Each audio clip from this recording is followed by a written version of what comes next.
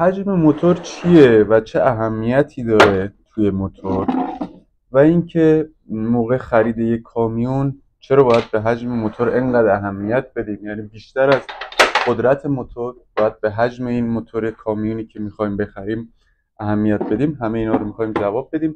اول بگیم که حجم موتور چی هست اصلا. ببینیم فرض کنیم یک موتور تکسیلند داریم و این موتور میخوایم مثلا بدونیم حجمش چقدره.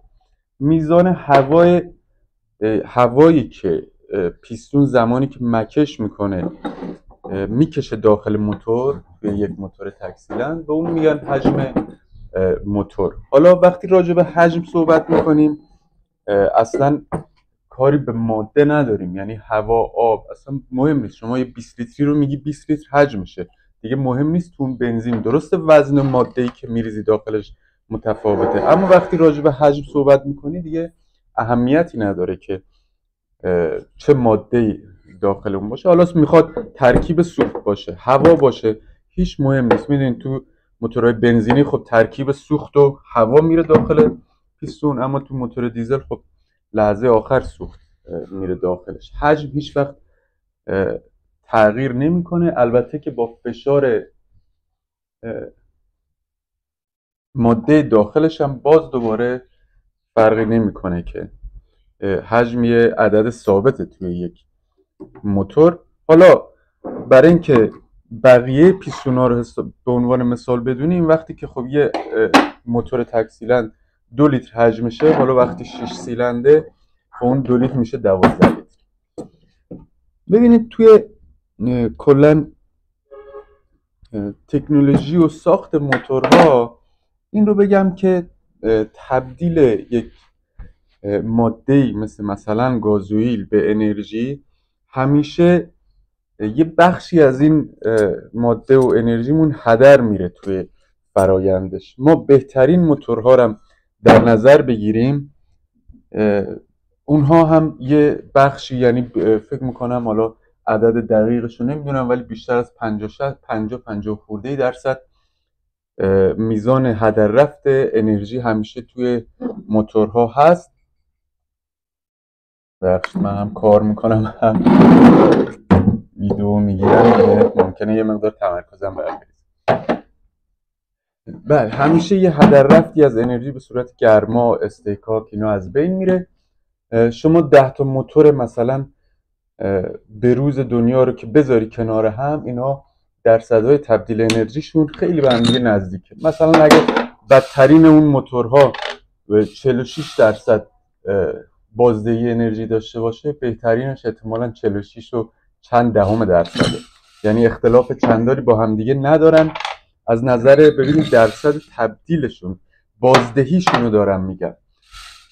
یه وقتی هست که 2 تا موتور یک حجم داریم مثلا 10 لیتری، اما یه موتور، همون موتور 10 لیتری که 2 تا موتور 10 لیتری متفاوت باشن، یکیشون 400 اسب بخور قدرت داره به عنوان مثال، یکیشون 450 اسب بخور.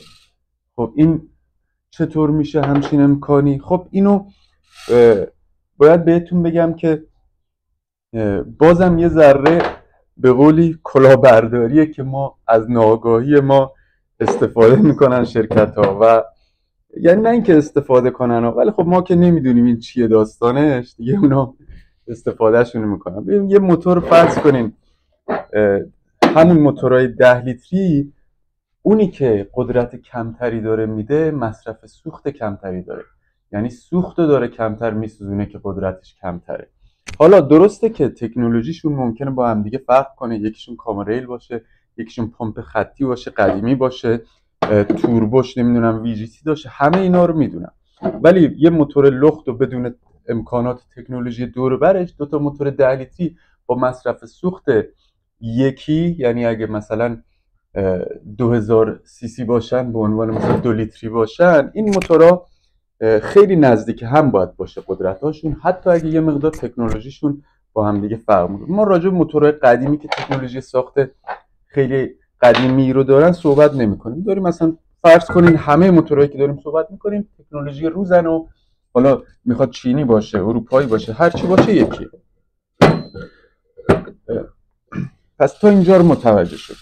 حالا ببینیم وقتی که ما مصرف سوخت رو میبریم بالا، هر چیزی یک تبعاتی داره قاعدتاً، و وقتی که شما مصرف سوخت و فشار هوای سر پیستون و اینا رو میبری بالا، قطعاً استهلاک فشار به اون موتور زیاده. میخوام یه مثالی براتون بزنم. کامیون های دانگفنگ و البرز، و اگه هستن هنوزم که خاطرتون باشه، میدونین که چقدر موتوراییه که اذیت میکنه و از هر مکانیکی بپرسی میگه که بهتون میگه که خب این آلیاژ نداره. من زیر 30 ثانیه میتونم بهتون ثابت کنم که تمام تولیدات چین در حال حاضر آلیاژ ندارن. همین الان هم، یعنی بروزترین موتوراشون هم آلیاژ نداره، قدیمیاشون هم نداره. اما پس چرا اون موتورها انقدر بد جواب دادن؟ اما موتورهای جدید چینی و حالا کامیون جدید نسبتاً بهتر از اون قبلیان. علت واقعی این امر همین حجم موتوره. حجم موتور البرز، اگه اشتباه نکنم دانگفنگ البرز یه چیزی حدود 9 لیتره، حالا فکر کنم یه مقدار کمتر، در حالی که موتورهای جدید همشون بالای 11 12 13. ببینید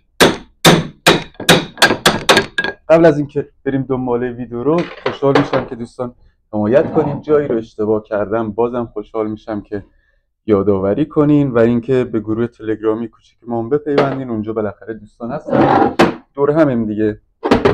همین، بریم ادامه داستان. حالا فرض کنیم که میخواین یه کامیونی بخرین و اینقدر اسمای جدید اومده و چینی و جدید، هیچ سابقه ای هم ندارن، نمیدونید خوبه یا نه و بخرید. ببینین اولا که توی گیربکس اکثرشون یکی هستن، زدپا گیربکس زدپ چینی دارن و میمونه موتور، بیشترشون سر موتور. حالا بعضیشون گیربکس های اختصاصی دارن که اونا زیاد جالب نیستن، توصیه میکنم همون گیربکس های زدپا بگیرین، خیلی بهتره. کامیون های چینی هست که گیربکس اختصاصی دارن که گیربکس های اختصاصی هم اکثرشون کپی های آمریکاییه، ولی با کیفیت بد و طراحی بدتر.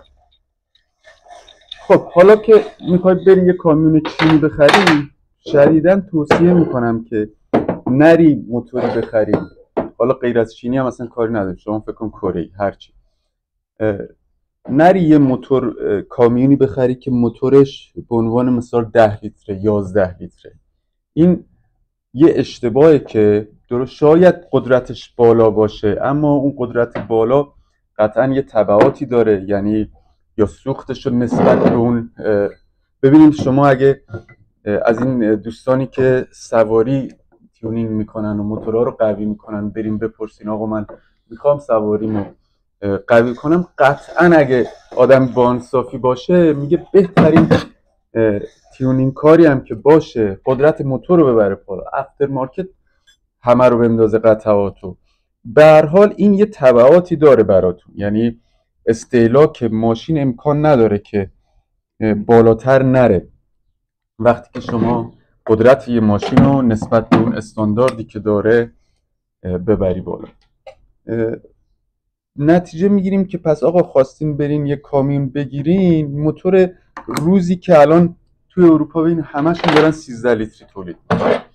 یه چیزی هست توی 13 لیتری که دارن 13 لیتری تولید میکنن، فشار کمتری به موتور میاد، حجمش بالاتره، خب قطعا خیلی راحت تر میشه، قدرت بالاتری ازش گرفت.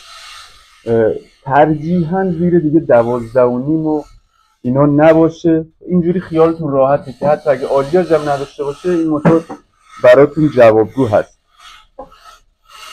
ولی اگه حالا رفتین یه موتور 10 لیتری و 11 لیتری گرفتین، دیگه از اون کامیون توقع این که توی کفی و گردنه و با بقیه کامیون ها رقابت کنه نداشته باشید. کامیون موتورش 11 لیتری بود، دیگه توی کفی و گردنه اجازه بدین بقیه سبقتشون رو بگیرن و برن و شما هم باهاش مدارا کنین حداقل. خب دیگه نکته دیگه هم راجع به این موضوع نیست و بیشتر از این وقتتون رو نمیگیرم دوستان. مثل همیشه موفق باشید.